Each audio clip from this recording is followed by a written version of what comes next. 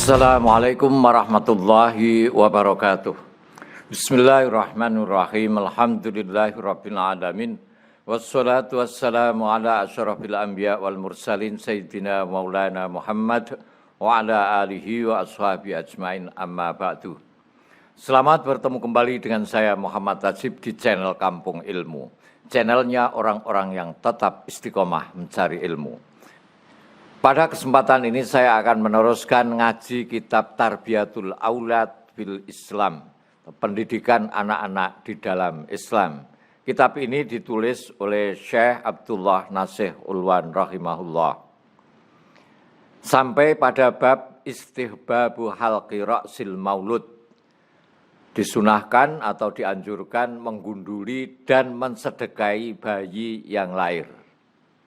Seperti biasanya saya bacakan teks Arabnya, kemudian saya terjemahkan. 4. Istihbabu halqir ra'sil maulud. Sunnah yang keempat ketika ada bayi lahir adalah mencukur gundul rambutnya.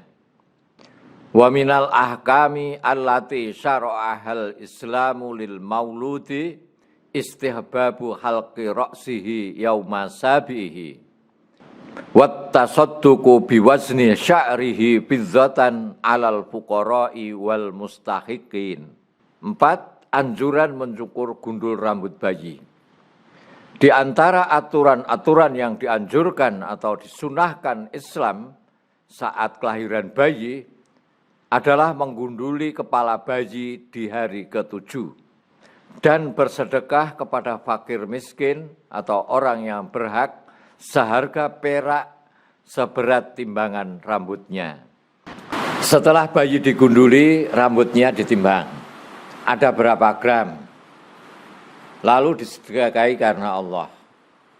Yang sedekah itu diberikan kepada fakir miskin. Berapa banyaknya? Banyaknya seberat timbangan rambut bayi dengan harga perak.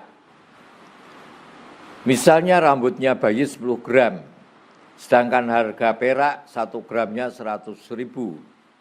Berarti bayi itu disedekahi 1 juta rupiah. Wal hikmatu fi dzalika tata'allaqu bisyai'aini. Apa hikmah daripada menggunduli bayi itu? Hikmah menggunduli bayi ini berkaitan dengan 2 hal. Al-awwalu hikmatun sihhiyatun.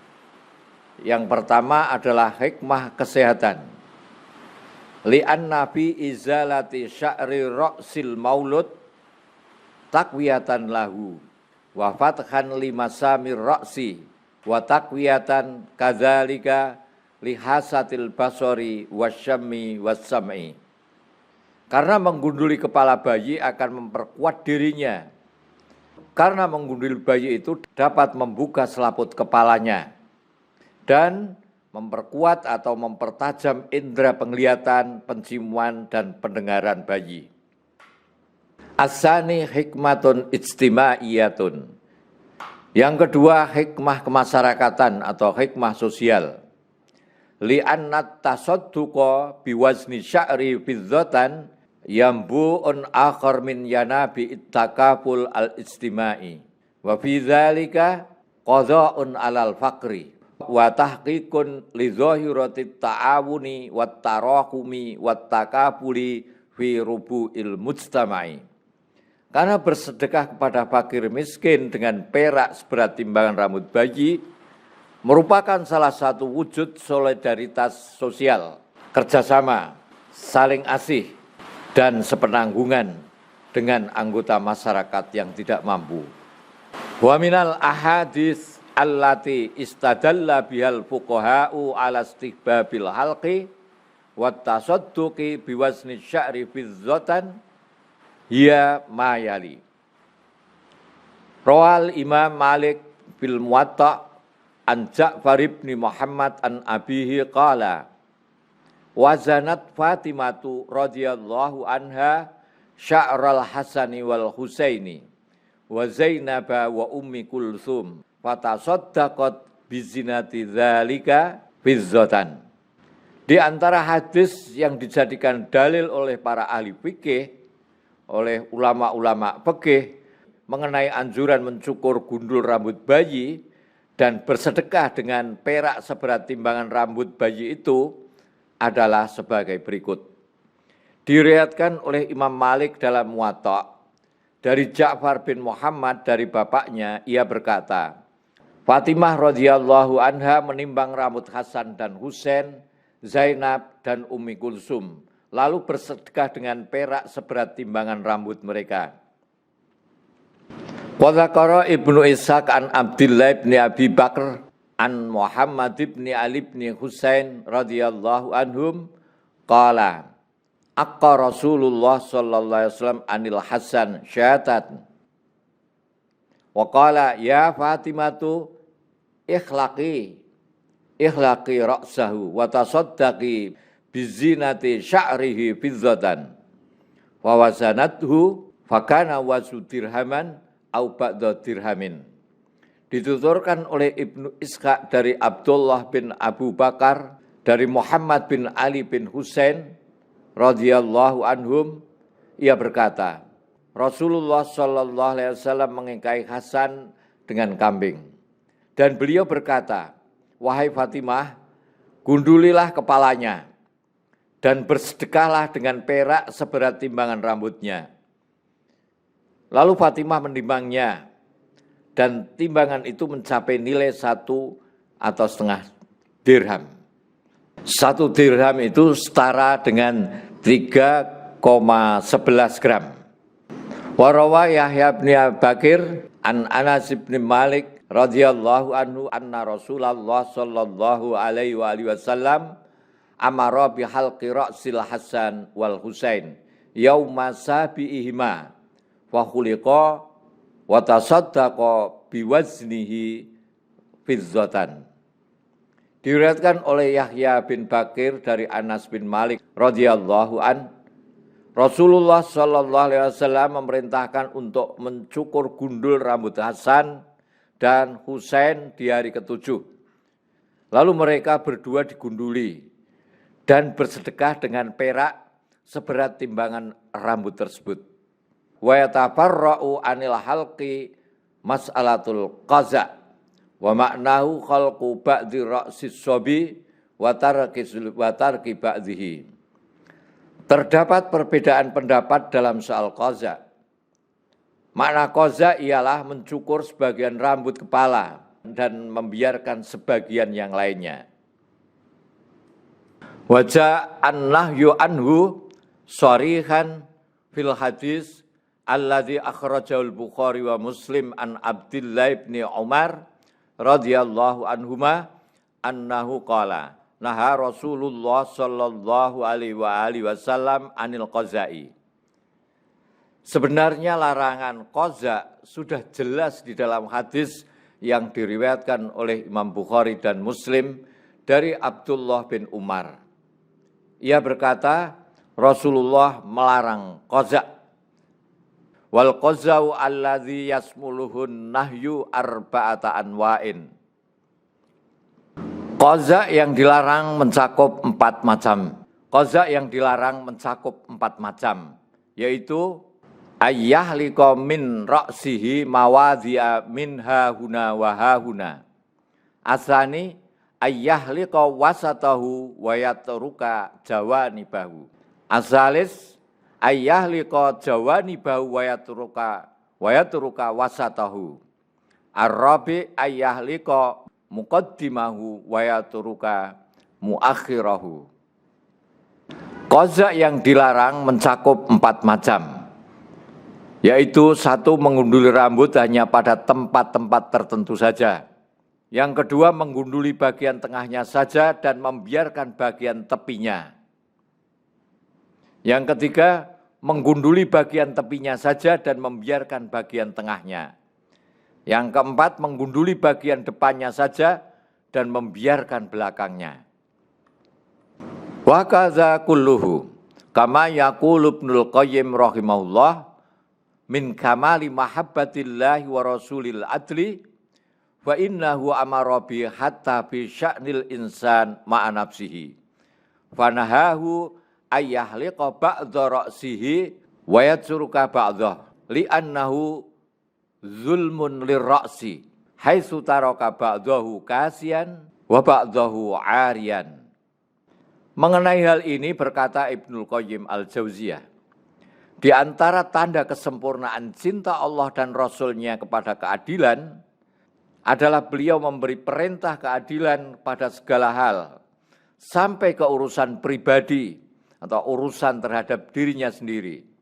Beliau melarang manusia untuk menggunduli sebagian kepalanya dan meninggalkan bagian lain. Karena itu berarti mendolimi kepala, dengan membiarkan sebagian kepala berambut dan sebagian lagi gundul. Wa nadhiru hadza annahu naha anil julusi baina syamsi wadh-dhilli fa innahu zulmun li ba'dhi badanihi. Wa nadhiruhu aidan annahu naha ayyam syia ar-rajulu bi na'lin wahidatin bal imma ayan ilahuma au yahwihima. Senada dengan hal ini, Nabi juga melarang untuk duduk di tempat yang berada di antara cahaya matahari dan tempat yang tidak kena cahaya matahari.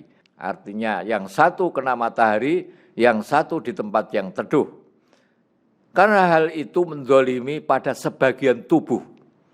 Begitu pula dengan larangan untuk mengenakan satu sandal. Orang mengenakan satu sandal saja tidak boleh. Sebelah saja yang mengenakan sandal, ini tidak boleh. Namun ia harus mengenakan sepasang sandal. Tidak boleh memakai hanya satu kaki saja, kecuali kakinya satu. Atau melepas keduanya. Kalau memang cuma satu, sebaiknya dilepas saja. Kecuali kalau sakit. Nah, daripada satu saja yang disandali, ya lebih baik nyokor atau tidak menggunakan sandal sama sekali. Wa hunaka hikmatun ukhra anna Rasulul Islam shalawatullah alaihi wasallamu harisun ala ayyadharul muslim fil mujtama'i bi madharin laikin fi madharihi wa handamihi. Wa halqu ba'dhir ra'si wa tarki ba'dhihi yatanafa ma'a waqaril muslim wa jamalihi.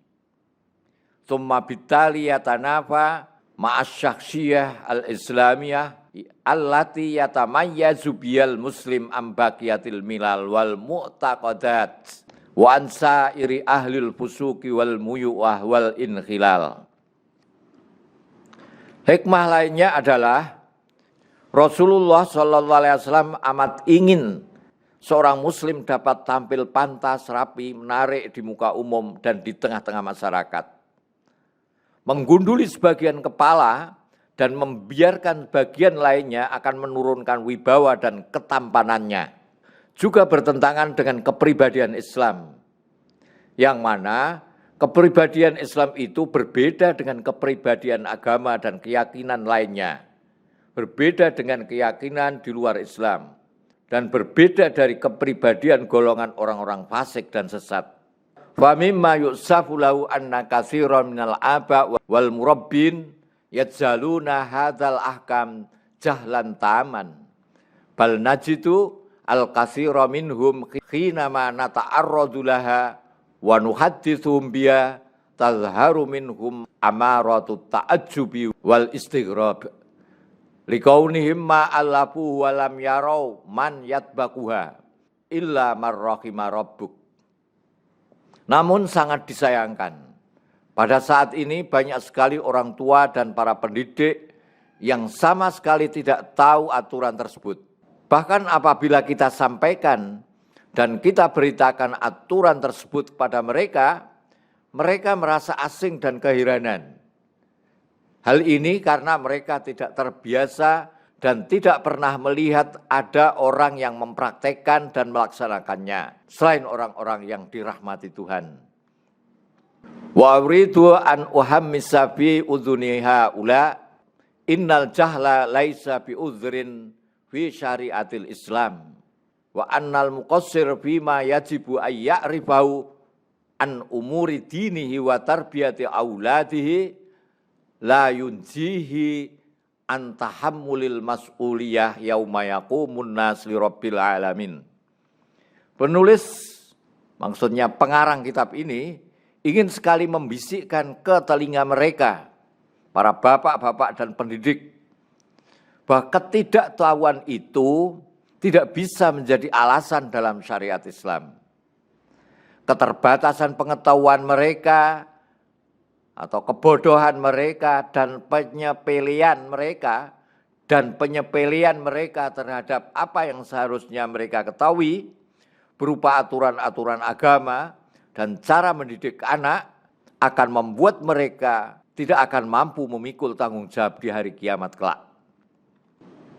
Wa hadzal ahkam allati dzakarnaha anifan hiya wa in kanat min qabilil mustahabbat wal mandubat wa yajibu al amalu biha wa tatbiqiha bi hadzafiriha fi usarina fi auladina fi ahlina wa aqribaina wa zawina li annana idza tasahalna fil mustahabbi sayuaddi bina hatman ila tasahul fil wajibi thumma ila tasahuli fil furud thumma ila tasahuli fil Islam kullih.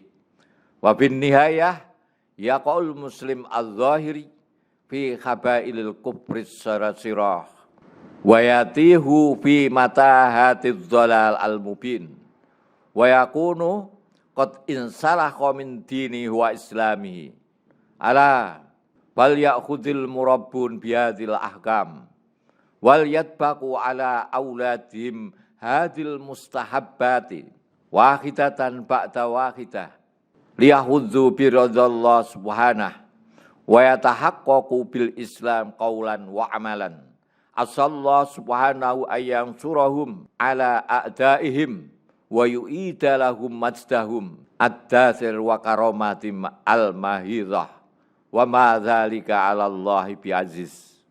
Aturan-aturan yang kami paparkan di atas meskipun berupa anjuran dan sunnah, namun harus dilaksanakan dan diamalkan secara benar pada keluarga, anak-anak, kerabat, dan masyarakat kita. Mengapa? Sebab bila kita menggampangkan aturan yang sifatnya anjuran ini, atau menyepelekan aturan yang sifatnya sunnah ini, maka itu kelak akan membuat kita menggampangkan, menyepelekan hal-hal yang wajib, lalu menyepelekan seluruh ajaran-ajaran Islam. Akhirnya seorang muslim akan terjerat kepada kekafiran yang sebenarnya dan tersesat sejauh-jauhnya, yang akhirnya akan murtad dari agama Islam. Oleh karena itu, hendaknya para pendidik, para orang tua menjalankan aturan ini dan melaksanakan anjuran ini pada anak-anak mereka satu persatu, agar ia mendapat ridho Allah dan mewujudkan Islam pada kata-kata dan perbuatan mereka. Semoga Allah menolong mereka, memberikan kemenangan pada mereka atas musuh mereka, dan mengembalikan kemuliaan dan kehormatan mereka. Wa ma dzalika 'ala Allahi bi'aziz. Assalamualaikum warahmatullahi wabarakatuh. Muhammad Ajib.